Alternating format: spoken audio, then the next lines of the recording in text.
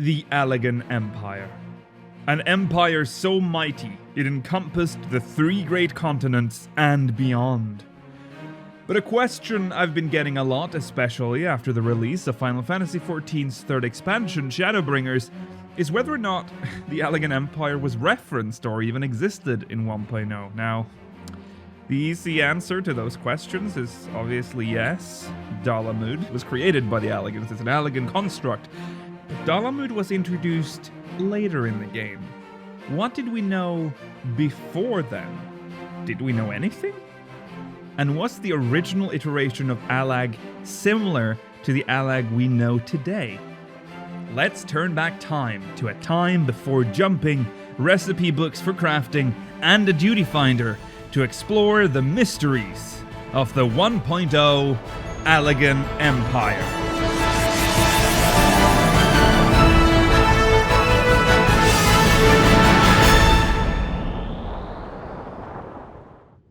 In most MMORPGs, the game will introduce you to the game's basic lore and setting as soon as you start the game. 1.0 was no different. A world like Eorzea had to sell the idea that the world had been lived in, and that thousands of people had come before you, through several eras and civilizations. In 1.0 there were predominantly 2 civilizations first introduced to you through quests or NPCs in the overworld, Gelmora and the Allagan Empire. The world would contain references to the Allagan Empire, however these were way more subtle than those of Gelmora. Central Thanalan being the home to roads travelled by many an adventurer, the Royal Allagan Sunway and Starway. The Starway leading to and from Ul'dah, and the Sunway connecting Central Thanalan and the Starway to Western and Eastern Thanalan. Interestingly, the map only refers to the roads as Royal Sun and Starway, the Allagan part dropped entirely, only being visible in Eorzean on the map itself. That being said, the original map did not have text or markers on them at all, so it's possible when the overlay text was finally added, they just omitted the Allagan part either by mistake or deliberately to avoid clutter. It is a very long name. In A Realm Reborn, the name is displayed in full, but the road's layout has changed a little to fit the new map design. The Sunway is almost invisible on the map in Central Thanalan, but is in full view in both Western Thanalan, stretching all the way to Vesper Bay, to Eastern Thanalan, where it terminates near Highbridge. There was also the Allagan Snail, which could be harvested by a botanist. The snail was said to be a giant snail, believed to have been bred for consumption during the reign of the Great Allagan Empire. This snail and its description remains untouched in the game to this day.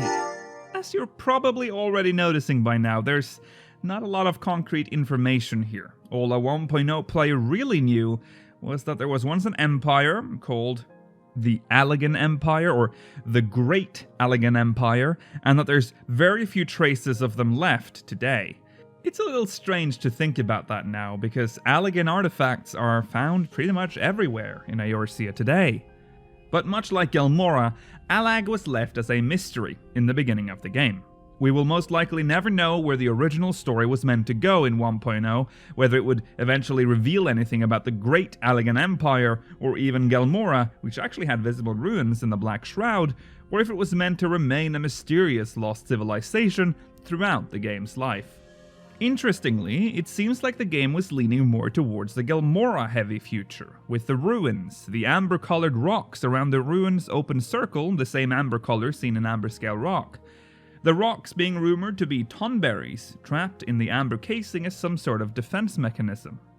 Through this channel's other deep dive series, Secrets of a Realm, we found a dungeon that seemed to be linked to Gelmora, with what I can assume is the only tech of Gelmoran origin we've ever seen. There were also accessible dungeons in 1.0 tied to Gelmora, like the Muntoy Cellars, Totorak, and Tamtara Deepcroft. Yet not a single dungeon, be it open world or instanced, was linked to Allag. As we all know, the game didn't do well, so Yoshi P and his crew started work on renewing the game. This is when Allag would rise for real. With patch 1.19, Rowena would finally reveal herself to the adventurers, offering gear for something called Allagan Runestones. You heard that right. In 1.0, Rowena wasn't interested in tomestones, but rather runestones. And this is where the first significant lore dump about Allag finally occurs. Rowena states that the Allagan Empire existed some thousands of years gone. The Empire saw it fit to carve up a hoard of tiny round stones with symbols representing the 12. These runestones have now become highly sought after by Rowena's employer, hence why she's now collecting them in exchange for gear. The 12 were split into 3 groups of 4, each providing one piece of a gear set.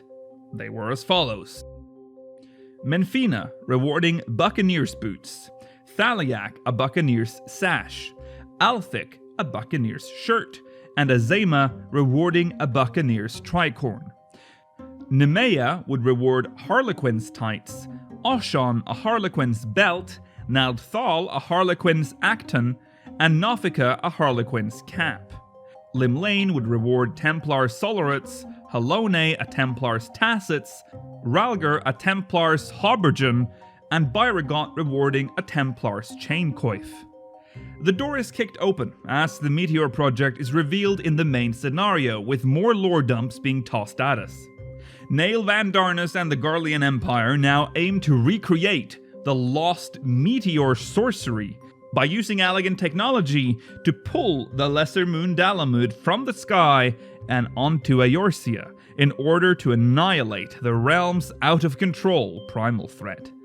The Onion Helm that came with the collector's edition of the game is now suddenly linked to the Allagan Empire, and a red version becomes obtainable in the new raid dungeon Orm Vale. This was the official Onion Knight outfit in 1.0, the only visual reference to a citizen of the Allagan Empire at the time. That helmet. I hate it. I hated it then. I hate it now. Moving on. Perhaps the biggest lore dump would reveal itself through Eric, the job quest provider for Monk. His archaeological studies provided a lot of information about Allag. Asking him about Silvertear Falls, he would dump the following lore on you. You might want to sit down for this. This is a lot. My dear poor Lukiel. What you do not know about Silvertear Falls could fill a book. And has, multiple times over, I'm sure. Since ancient times, the falls and the region of Mordona in which they are located have been believed to be the seat of a great spiritual energy, as less advanced peoples were wont to call it.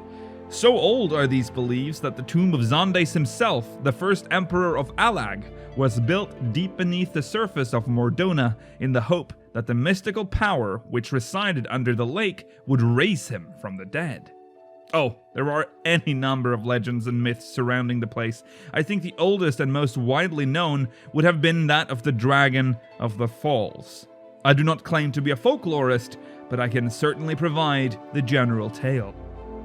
There was the birth of Althic, god of time among the 12, and in turn his younger sister Nemea, goddess of fate.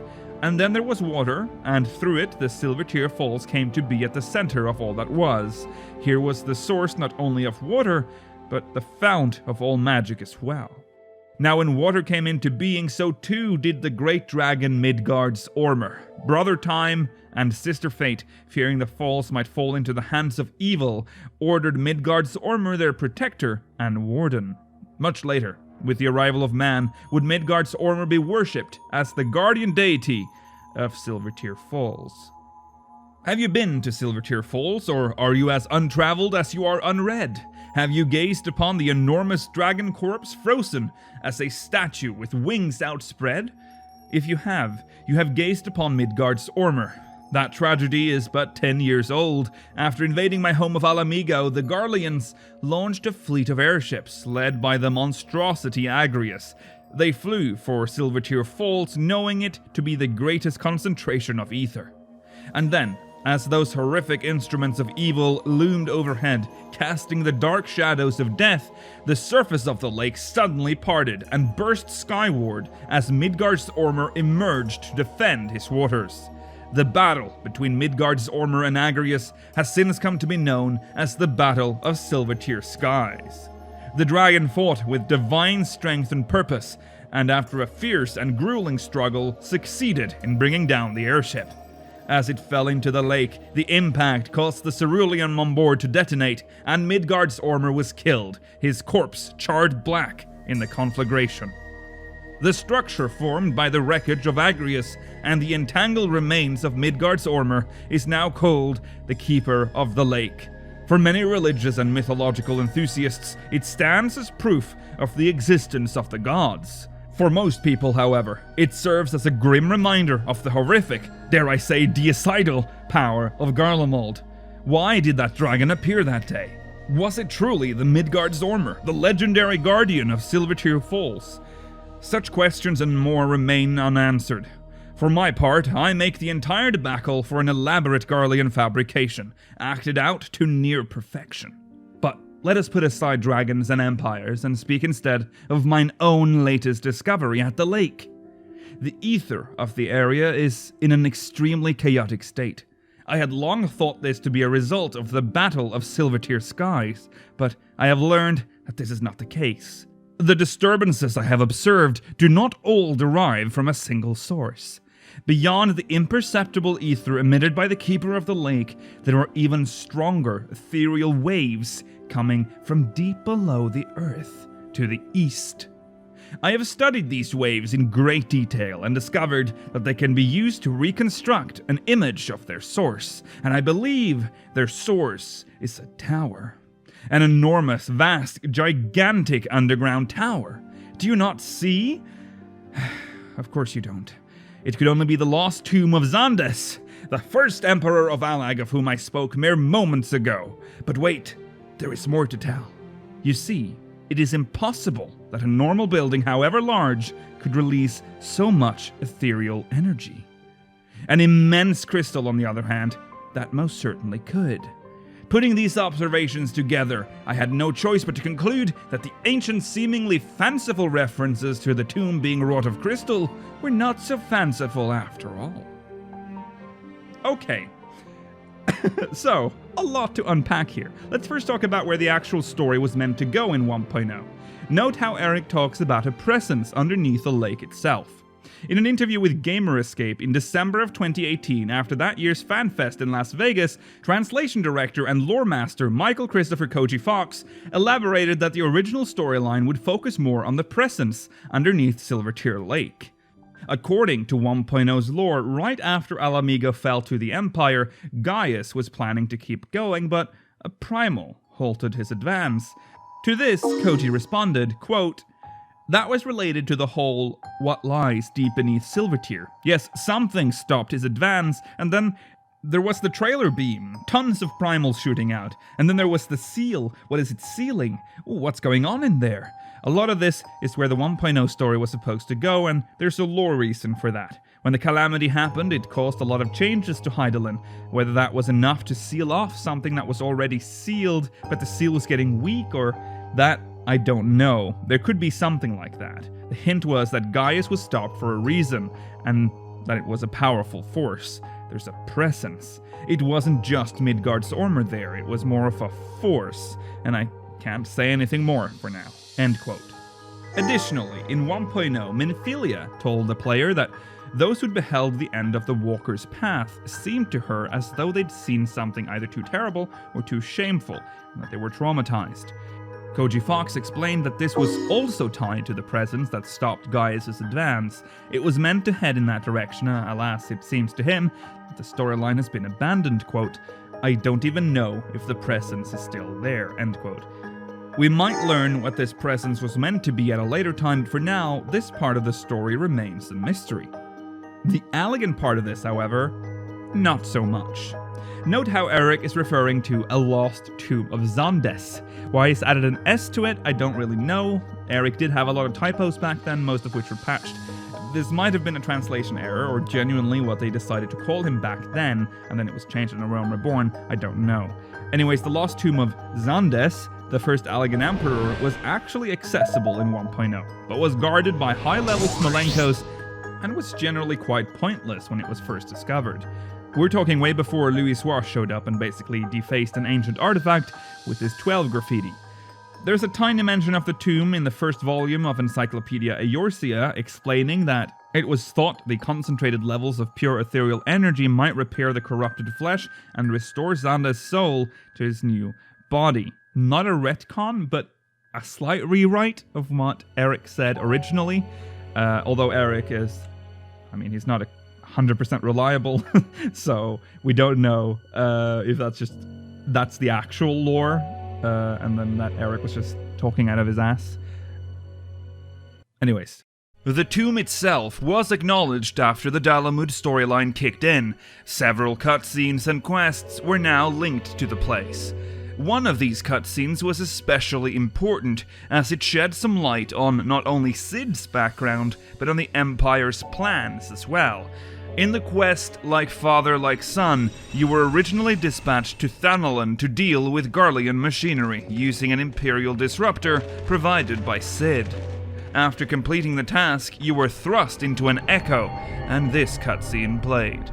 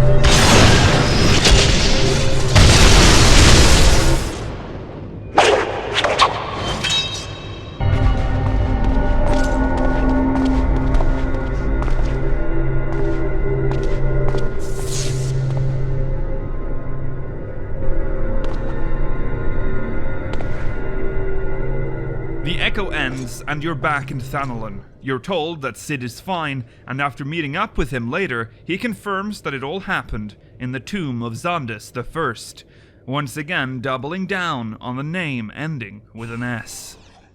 The Crystal Tower was actually teased during the announcement of 2.0, then teasing it as two large-scale instanced raids called Crystal Tower and Vast Labyrinth, with further expansions expected after release. But seeing as Xande's tomb was already present in the game at 1.0's launch, it would almost seem like the game was intending to go there at some point, even before the game became A Realm Reborn. If you look at how the tomb is set up, it almost looks like some sort of teleport device, similar to what we got for A Realm Reborn's Crystal Tower. And even more intriguing, would this raid or dungeon or whatever it was intended to be somehow be linked to the presence beneath the lake? An underground Crystal Tower? Maybe no Crystal Tower at all, because this might have been decided before Yoshi P took over, although during research for this episode, I found it really difficult to find any mention of this cave because it didn't have a name at all on the map. It was very difficult to find any mention of it before Yoshi P and his team took over. Was it patched in? If you were a 1.0 player, and maybe you know this, let me know in the comments. And one final mystery, which may or may not be much of a mystery at all, is tied to the runestones. We learn in A Realm Reborn that the Allagans abandoned worship of the 12 in exchange for faith in oneself. This supposedly happened very early in Allagan history, and this led to the rise of many of the greatest minds in history. However, if you look at the symbol for Menfina, you'll find that the Lesser Moon Dalamud is featured on the stone. How can this be, when the Allagans stopped worshipping the 12 so long ago? Dalamud simply could not have been there, or could it?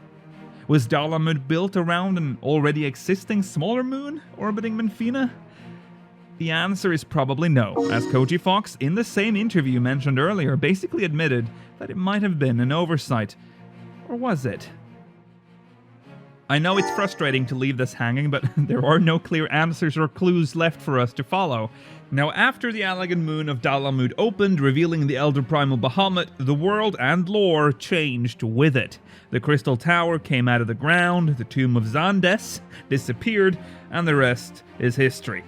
Thank you once again for joining me on this trip down the rabbit hole that is 1.0. I hope you enjoyed this episode. If you did, please leave a like and subscribe if you want more of this. Make sure you leave a comment as well. I'd love to hear what you think about this episode and your theories about the original storyline and the 1.0 Allagan Empire. Also, if you have any suggestions as to what I should cover next, you can drop that in the comments too. I'll be back in the next episode of Remnants of a Realm. Until then, may you ever walk in the light of the crystal.